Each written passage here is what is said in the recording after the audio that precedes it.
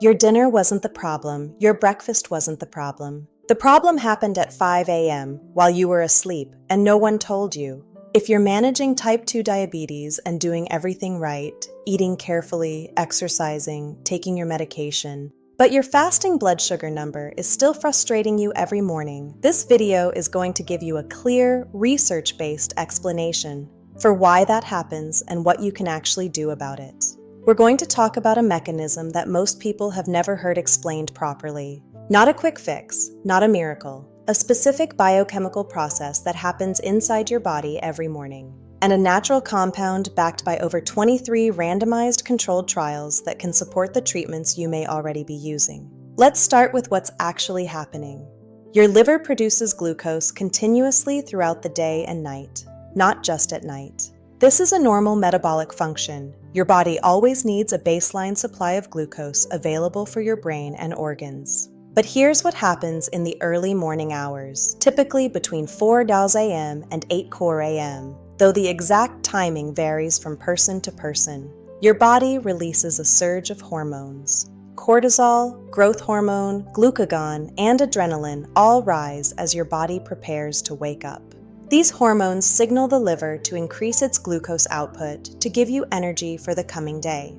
In people without insulin resistance, the pancreas responds by releasing extra insulin, which keeps blood sugar stable.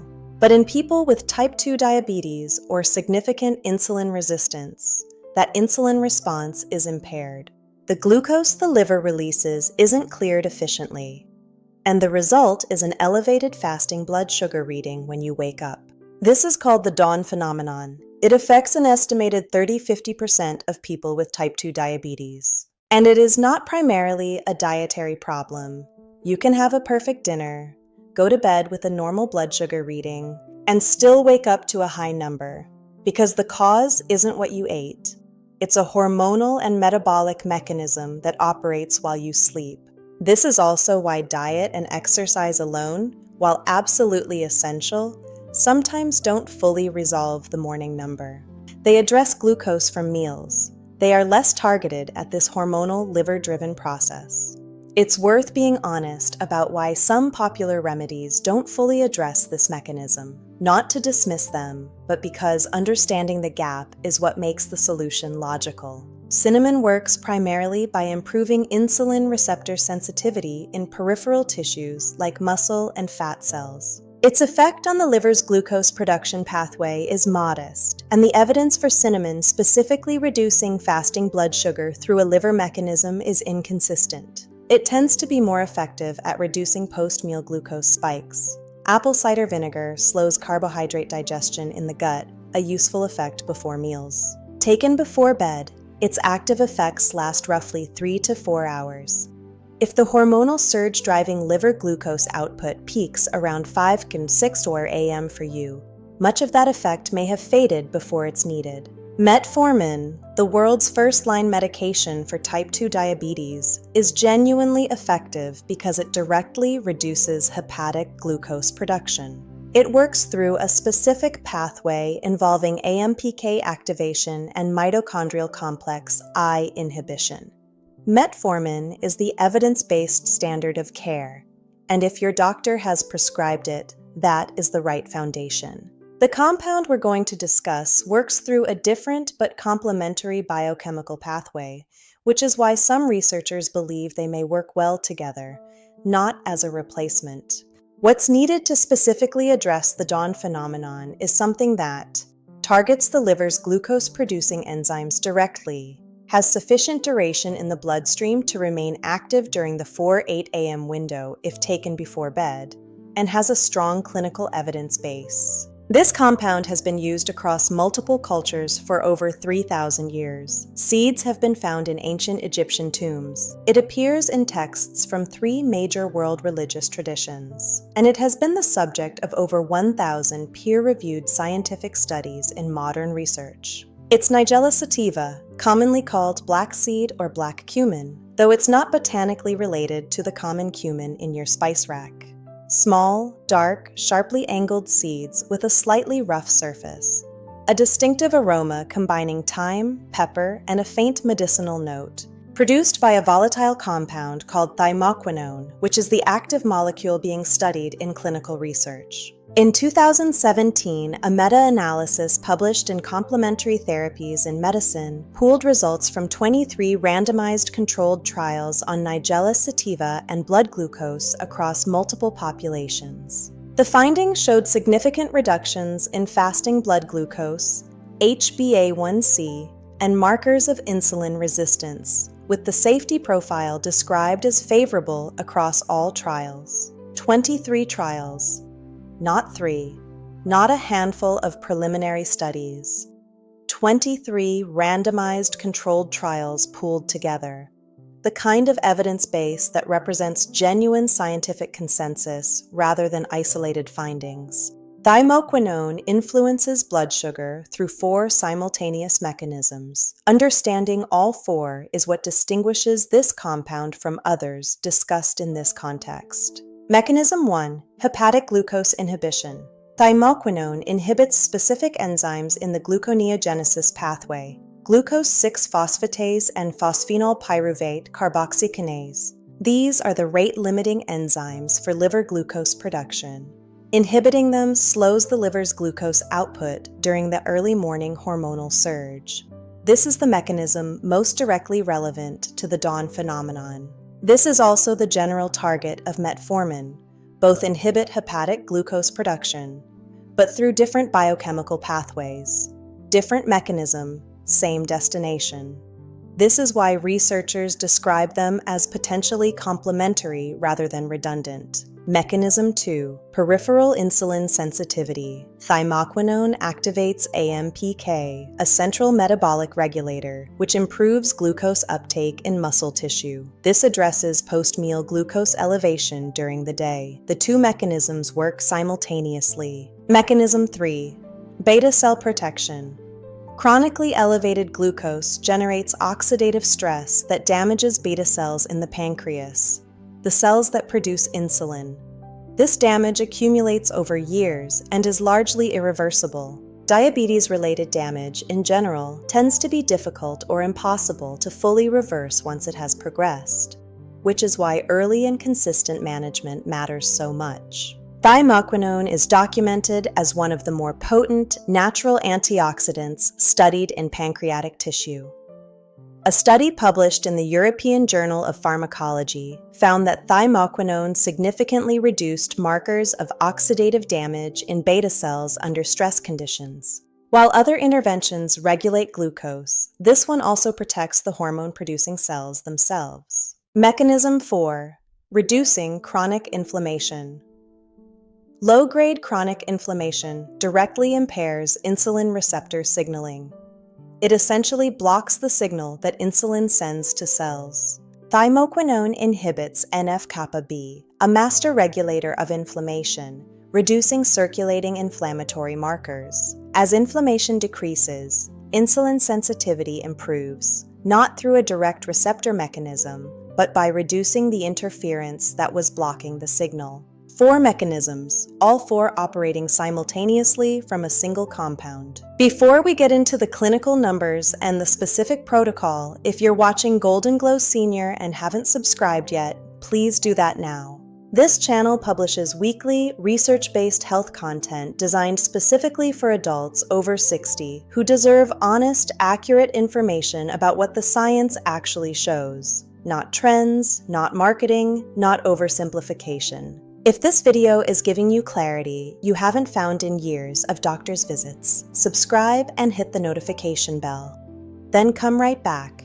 The clinical evidence and the specific bedtime protocol are next. Let's look directly at the numbers from the research. The 2017 meta-analysis covering 23 randomized controlled trials with over 1,500 participants found a mean reduction in fasting blood glucose of 27 mdl, a mean reduction in HbA1c of 1.08%, and statistically significant improvement in insulin resistance across trials. To put a 1.08% HbA1c reduction in context, a 1% reduction is considered clinically meaningful in diabetes management. associated with a meaningful decrease in risk for long-term complications. Standard pharmaceutical interventions typically target 1 to 2% HbA1c reductions. Nigella sativa achieved just over 1% in a pooled analysis of 23 trials. A closely relevant study examining fasting blood sugar tested 3 specific doses, 1g, 2g, and 3g daily, over 3 months in 94 people with type 2 diabetes. Results: the 1g group saw a 14% reduction in fasting blood sugar. The 2g group, which appears to be the optimal dose, saw a 20% reduction. The 3g group showed slightly less effect, suggesting a dose ceiling where additional amounts provide diminishing returns. The researchers noted, critically, that improvement in fasting glucose was more pronounced than improvement in post-meal glucose. That specific pattern, fasting glucose responding more strongly than post-meal glucose, is the signature of a liver mechanism working, specifically the gluconeogenesis pathway that responds to enzyme inhibition. Here is the part most people haven't heard explained before, and the part that determines whether this compound actually reaches the mechanism we've been discussing. Timing matters biochemically. Here's why. The hormonal surge driving hepatic glucose production in people with insulin resistance typically peaks between 4 a.m. and 8 a.m. Thymoquinone's half-life in the bloodstream, based on pharmacokinetic studies, is approximately 4 to 6 hours after oral administration. For thymoquinone to be active at meaningful tissue concentrations during the 4-8 a.m. window, it needs to be in your system by 10-11 p.m. This is the rationale for bedtime dosing.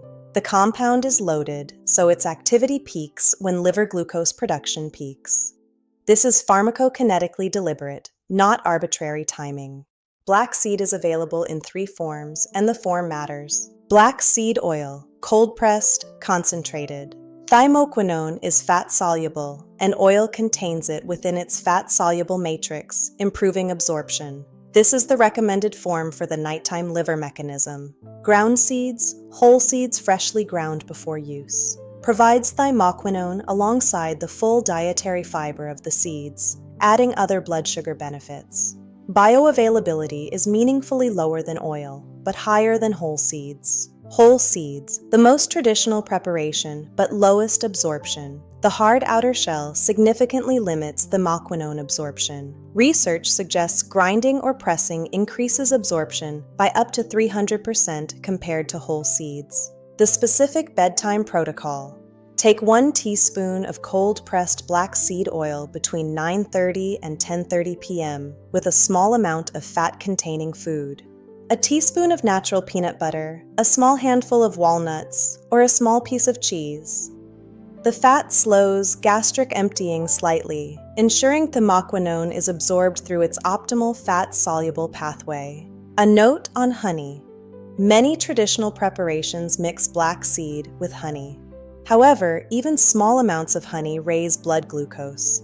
This is particularly relevant for people actively managing fasting blood sugar levels. If you want to soften the oil's strong, distinctive taste, a small amount of warm water or mixing it with the nut butter works without the glycemic impact.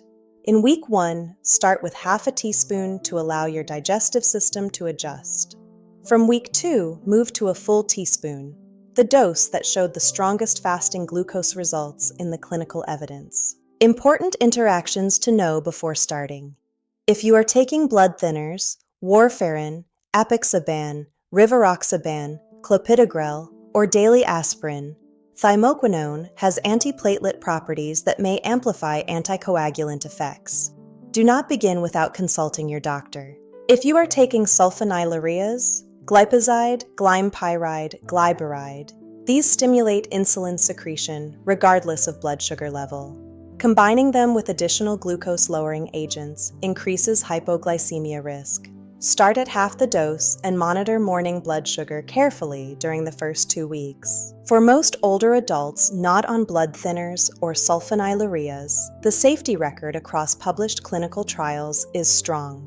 Digestive discomfort is the most commonly reported side effect, and it typically resolves with gradual dose escalation. Realistic timeline. Liver enzyme inhibition begins appearing in morning readings within 1 to 2 weeks, as enzyme inhibition is cumulative and requires building adequate tissue levels. Meaningful improvement in fasting readings typically appears in weeks 2 through 4. Sustained HbA1c changes begin emerging in months 2 and 3. Something worth stating clearly because it's often left out of discussions like this. This compound is not a replacement for a comprehensive approach to blood sugar management. It is an addition to one. Diet and overall eating patterns remain the single most important controllable factor in blood sugar management. No supplement compensates for a consistently poor diet. What you eat, how much you eat, the quality of your carbohydrates, and how consistently you maintain those habits over time, these are foundational. Black seed oil addresses one specific gap. It does not override the foundation. Blood sugar control depends on a combination of factors: overall diet quality, physical activity, body weight, sleep, stress management, and optimal use of prescribed medications. Black seed oil addresses a specific gap in that combination: the nighttime hepatic glucose production mechanism that most daytime interventions don't directly reach. If you are already doing the right things, eating carefully, staying active, taking your medications consistently, and your fasting morning number is still frustrating you despite improved post-meal numbers, the dawn phenomenon and hepatic glucose production are the most likely explanation. This compound is specifically designed to address that mechanism. Continue your diet. Continue your exercise. Continue your medication. Add the pre-bed oil to address the mechanism that those things weren't designed to target. What a realistic, positive outcome looks like. Fasting morning blood sugar readings become more predictable and trend downward over 4 to 8 weeks. Not an instant transformation, a steady, measurable movement in the number that has been most resistant to change. And when you bring that data, your 30-day morning glucose log, to your doctor, you have something concrete to discuss. Not a feeling, not a personal impression. A number that moved, documented daily, from a specific intervention backed by 23 randomized controlled trials. Before we close, if this video gave you an explanation you haven't found in your doctor's visits, please subscribe to Golden Glow Senior now. This channel publishes weekly with one commitment: giving adults over 60 the most accurate, honest, research-grounded health information available while keeping the details precise. No oversimplification that creates false certainty. No exaggeration for views. Just a clear translation of what the studies actually show. Subscribe and turn on notifications so new videos reach you. Let's close with the complete picture stated clearly. The dawn phenomenon, driven by cortisol, growth hormone, and other hormones that surge between approximately 4 and 8 a.m., with timing varying by individual, affects an estimated 30–50% of people with type 2 diabetes. It is why blood sugar is elevated in the morning despite a careful diet. It is not a dietary problem. It is a hormonal and liver-specific mechanism. Diet and lifestyle remain the essential foundation of blood sugar management. Most common interventions, including dietary interventions and many supplements, address meal-derived glucose. They do not directly target the hormonal-driven hepatic glucose production of the early morning hours. Metformin is the world's first-line medication for type 2 diabetes, and it works precisely because it reduces hepatic glucose production. If it has been prescribed to you, that is the evidence-based standard of care. Nigella sativa contains thymoquinone, proven effective across 23 randomized controlled trials, showing significant reductions in fasting blood glucose, HbA1c, and insulin resistance. Its primary mechanism for fasting glucose reduction is enzyme inhibition in the liver's gluconeogenesis pathway, the same production pathway activated by the morning hormonal surge. It works as a complement to, not a replacement for, established treatments. The protocol: 1 teaspoon of cold-pressed black seed oil taken between 9:30 and 10:30 p.m. with a small fat-containing snack, Avoid mixing with honey if you are actively managing blood sugar. Start with half a teaspoon in week 1. Monitor fasting blood sugar every morning before anything else. Keep a log for 30 days. Consult your doctor regarding drug interactions if you are on blood thinners or sulfonylureas. For most older adults, the safety record is well established. Diabetes-related damage to blood vessels, nerves, kidneys, and the beta cells themselves is largely irreversible once it has progressed. This is the strongest argument for consistent, comprehensive management now rather than later.